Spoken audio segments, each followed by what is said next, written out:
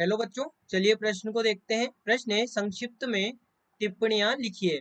प्राथमिक, द्वितीयक एवं तृतीयक कार्बनायनों का सापेक्षिक स्थायित्व। तो देखिए बच्चों, यहाँ पर बात करें प्रश्न की मुख्य अवधारणा। तो देखिए हम यहाँ पर प्राथमिक, द्वितीयक और तृतीयक कार्बनायनों को उदाहरण द्वारा समझें। तो देखिए जो हमारे पास में प्राथमिक कार्बनायन होता है, प्राथमिक कार्बनायन, वो यहाँ पर देखिए इस प्रकार से होगा CH3 प्लस। वहीं पर देखिए यदि हम बात करें द्वितीयक कार्बनायन की, द्वितीयक कार्बनायन, तो द्वितीयक कार्बनायन में क्या होगा कि हमारे पास में जो कार्बन है, इस कार्बन के दोनों ओर यहाँ पर CH3 लगा हुआ होगा। इस प्रकार से CH3 भी हो सकता है या C2H5 भी हो सकता है, यहाँ पर कार्बन होना चाहिए अल्टीमेटली। और ये यहाँ पर सेकेंडरी यानी कि द्वितीयक कार्बन पर जब यहाँ पर कार्बनायन होगा उसे कहेंगे द्वितीयक कार्बनायन।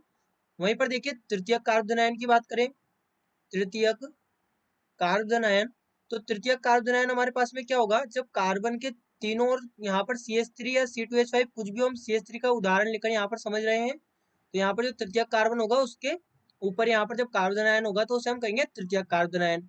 अब बच्चों समझें, हम यहाँ पर CH3 के यहाँ पर जो हमारे पास में हाइपर कंजुगेशन होता है प्लस H प्रभाव, उसके द्वारा भी हम कार्बनायन की स्थायित्व को समझेंगे और साथ में हम प्रेरणिक प्रभाव द्वारा भी समझेंगे। तो अब देखिए होगा क्या यहाँ पर, ये हमने लिखा CH3 प्लस, वहीं पर दूसरा हमने लिखा CH3C प्लस और CH3, वहीं पर ये हमारे पास में हो गया तृतीय कार्बनायन, तो CH3C प्लस CH3CH3। अब देखिए यदि हम यहाँ पर प्राथमिक कार्बनायन को देखें, तो इस प्राथमिक कार्बनायन को हम इस प्रकार से भी लिख सकते हैं। ये हमारे पास में हो गया CH2, इसे इस प्रकार से लिखे देखिए CH2 प्लस और ये CH3, ये हमारे पास में, इसे इस प्रकार से हम समझ लेंगे। ये भी हमारे पास में प्राथमिक कार्बनायन ही होगा और ये यहाँ पर CH2 CH3, ये प्राथमिक कार्बनायन हो गया क्योंकि ये प्राथमिक कार्बन है। अब देखिए होगा क्या कि यहाँ पर हम यदि अल्फा एच के द्वारा देखें जो कि हाइपर कंजुगेशन है, तो यहाँ पर अल्फा कार्बन कौन सा है, ये वाला है। तो इस पर कितने हाइड्रोजन है, 3 हाइड्रोजन है, तो यहाँ पर हो गए 3 अल्फा कार्बन, यहाँ पर 3 अल्फा हाइड्रोजन हो गए, 3 अल्फा हाइड्रोजन।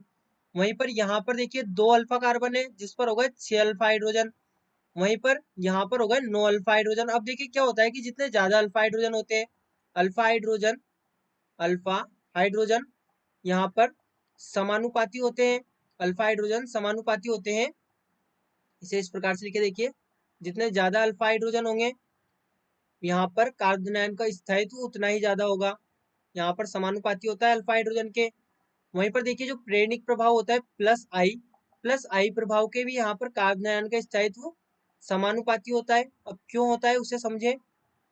तो देखिए जब यहाँ पर CH3 है, अब ये CH3 क्या करेगा, जब प्लस आई प्रभाव दर्शाएगा तो ये प्लस आई प्रभाव दर्शा के इलेक्ट्रॉन को इधर की साइड डोनेट करेगा, यानी कि CH2 की तरफ यहाँ पर प्रदान करेगा। अब CH2 को जब ये इलेक्ट्रॉन प्रदान करेगा तो यहाँ पर क्या होगा, इलेक्ट्रॉन नेगेटिविटी बढ़ेगी।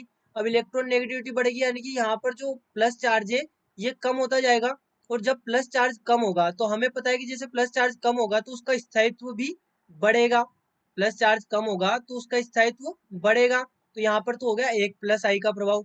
वहीं पर देखिए यहाँ पर 2 प्लस आई का प्रभाव है, यहाँ पर इस प्रकार से 2 प्लस आई का प्रभाव है, और यहाँ पर है 3 प्लस आई का प्रभाव। अब 3 प्लस आई के प्रभाव से क्या होगा कि यहाँ पर 3 प्लस आई जो होंगे, यहाँ पर जो 3 CH3 है वो यहाँ पर इलेक्ट्रॉन प्रदान कर रहे होंगे कार्बन की तरफ, वो यहाँ पर कार्बन की तरफ 3 इलेक्ट्रॉन प्रदान कर रहे होंगे, यहाँ पर प्लस आई और ये भी प्लस आई। अब ये जब इलेक्ट्रॉन प्रदान कर रहे होंगे तो यहाँ पर क्या होगा, कार्बन पर इलेक्ट्रॉन नेगेटिविटी बढ़ रही होगी, और कार्बन पर इलेक्ट्रॉन नेगेटिविटी बढ़ने के कारण क्या होगा, यहाँ पर ये जो प्लस चार्ज होगा ये कम होता जाएगा, और जैसे जैसे ये कम होगा तो इसका स्थायित्व यानी कि जो कार्बन आयन का स्थायित्व वो बढ़ता जाएगा। तो ये हमारे पास में कारण होता है कि जो तृतीय कार्बन आयन है, तृतीय कार्बन आयन तो सबसे ज्यादा स्थायी होगा, तृतीय कार्बन ज्यादा स्थायी होगा, वहीं पे जो प्राथमिक कार्बन आयन है वो सबसे कम स्थायी होगा। तो इसे हम इस प्रकार से यहाँ पर लिख सकते हैं, ये प्राथमिक कार्बन आयन का स्थायित्व है, ये तृतीय कार्बन आयन जो कि सबसे अधिक स्थायी है। तो ये हमारे पास में हो गया स्थायित्व का क्रम, ये हमारे पास में हो गया स्थायित्व का क्रम।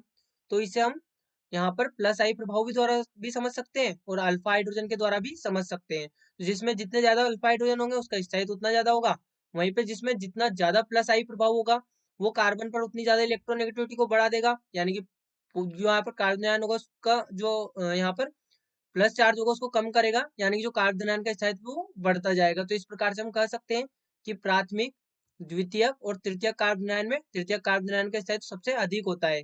तो बच्चों आशा करते हैं आपको प्रश्न समझ आया होगा। धन्यवाद।